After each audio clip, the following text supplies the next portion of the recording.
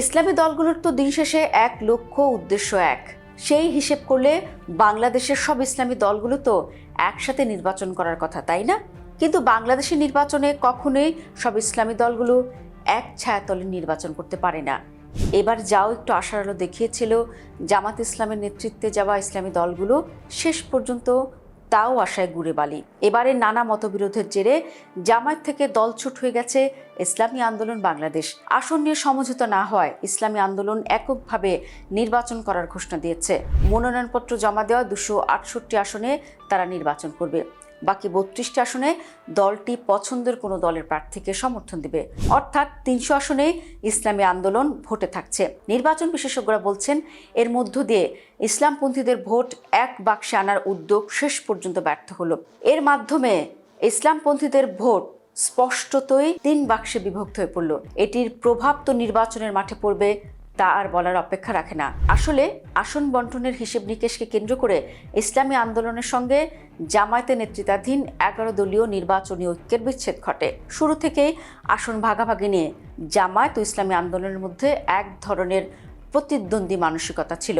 ইসলামী আন্দোলনের লক্ষ্য ছিল 70 থেকে 80টি আসন, বিপরীতে জামায়াতের চেষ্টা ছিল তাদের 30 থেকে 35টি আসনের মধ্যে সীমাবদ্ধ রাখা। এটি দলের কেন্দ্রীয় নির্বাহী পরিষদের সিদ্ধান্ত ছিল। শেষ পর্যন্ত জামায়াত 40, পরে 45 আসনে ছাড় দিতে রাজি হলেও ইসলামী আন্দোলন তা মানেনি। এছাড়া জামায়াতের আমিরের বিরুদ্ধে ক্ষমতায় গেলে শরিয়া আইন প্রতিষ্ঠা না করে প্রচলিত আইন অনুযায়ী রাষ্ট্র পরিচালনা করা এবং বিএনপির সঙ্গে জাতীয় সরকারে যুক্ত হওয়ার অভিযোগও তুলেছেন ইসলামী আন্দোলনের নেতারা।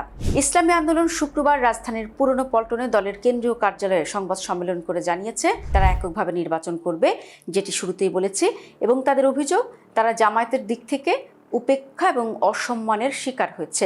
রাজনৈতিক বিশ্লেষকদের মত, 11 দলীয় নির্বাচন ঐক্য থেকে ইসলামী আন্দোলনের সরে যাওয়ার মধ্য দিয়ে ইসলামপন্থী দলগুলোর রাজনীতি কার্যত 3টি ভিন্ন ধারায় বিভক্ত হয়ে পড়েছে। এর একদিকে রয়েছে জামায়াত ইসলামের নেতৃত্বাধীন 10 দলীয় নির্বাচন ঐক্য, এই মোর্চায় ইসলামী দল মোট 5টি। অন্যদিকে চরমোনাই পীরের নেতৃত্বাধীন ইসলামী আন্দোলন এককভাবে ভোট করার ঘোষণা দিয়েছে। আর তৃতীয় ধারায় বিএনপির নেতৃত্বে যুগপৎ আন্দোলনের শরিক হিসেবে নির্বাচনী সমঝোতায় যুক্ত 3টি ইসলামী দল, যাদের একটি নিবন্ধিত ও 2টি নিবন্ধনহীন। এই বিষয়ে একটু বিস্তারিত নজর দিতে চাই।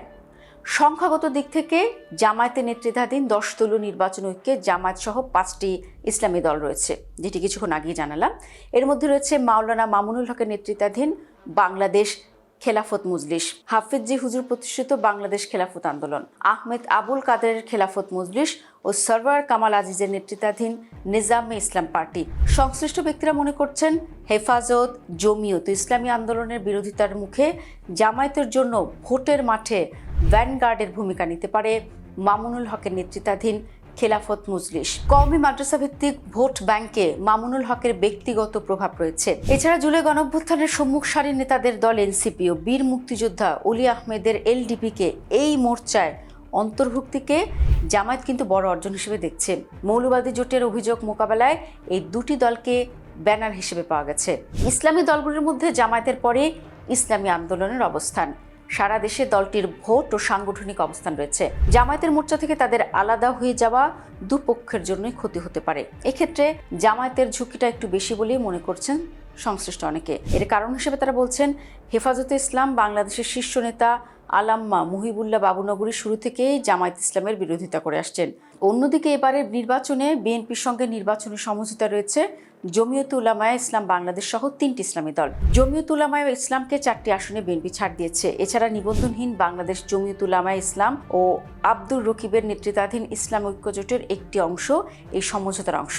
নিবন্ধনহীন জমিয়তের জ্যেষ্ঠ যুগ্ম মহাসচিব মুফতি রশিদ বিন ওয়াক্কাসকে বিএনপি যশোর 5 আসনে মনোনয়ন দিয়েছে। তিনি ধানের শীষ প্রতীকে নির্বাচন করছেন।